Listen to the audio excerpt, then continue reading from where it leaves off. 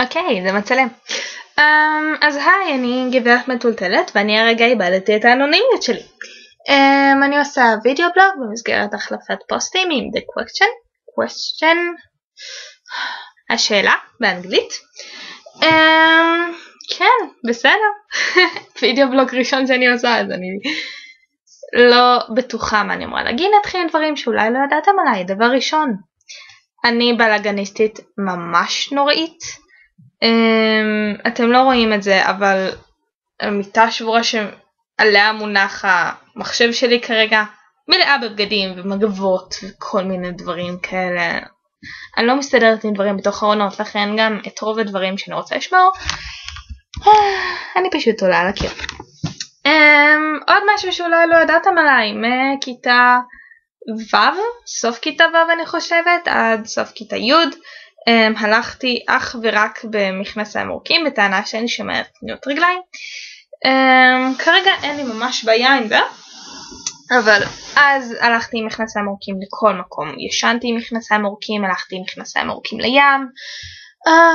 כרגע אני הולכת בעיקר עם גרביונים ומכנסיים גזורים שיובאו המכנסיים הארוכים שלי. פעם גם היה לי בערך ג'קט אחד ושני זוגות מכנסיים וזוג נעליים אחד וכובע אחד וכל אחד, ולא היה אכפת לי מבגדים, ובאיזשהו שלב אני פתאום בוף נהייתי כזה היי בוא נקנה סוודר. כן, זה קרה. עוד משהו שאולי לא ידעתם עליי, אני אלרגית לחתולים. פעמיים בחיים שלי הטפתי חתולים כי פחדתי מהם, ופעמיים בחיים שלי הייתי בטרם מחוברת לצינורות של אינפוזיה לשעתיים. אז הדבר הכי קרוב לחתול שכנראה שאי פעם יהיה לי זה הכובע חתול שיש לי. כן, עוד דברים. אני לומדת במגמת אומנות, כמו שאפשר לנחש, נראה לי. דבר שפחות צפוי, אני גם הייתי במגמת פיזיקה, אני כרגע עדיין שם, אני פשוט לא עושה את הבגרות מסיבות כאלה ואחרות. אוקיי, אני לא אוהבת טכנולוגיה.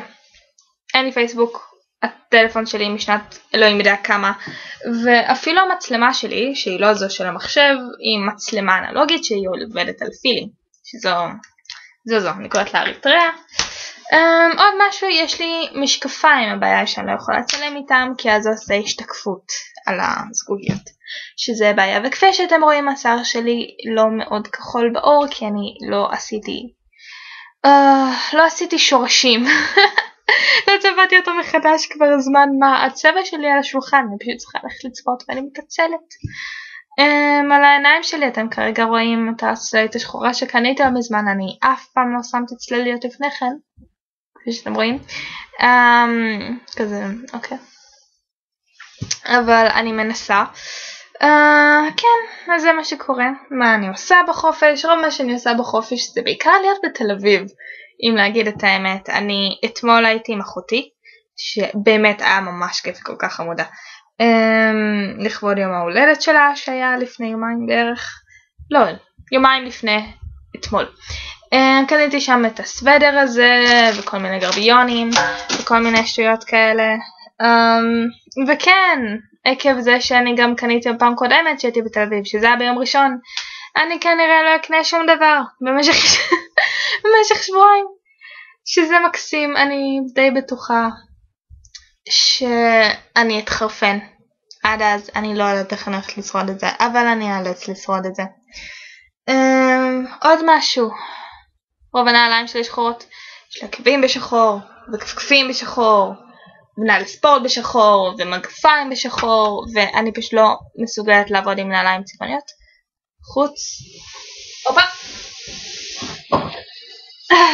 מנהל עקב, שזה נחמד.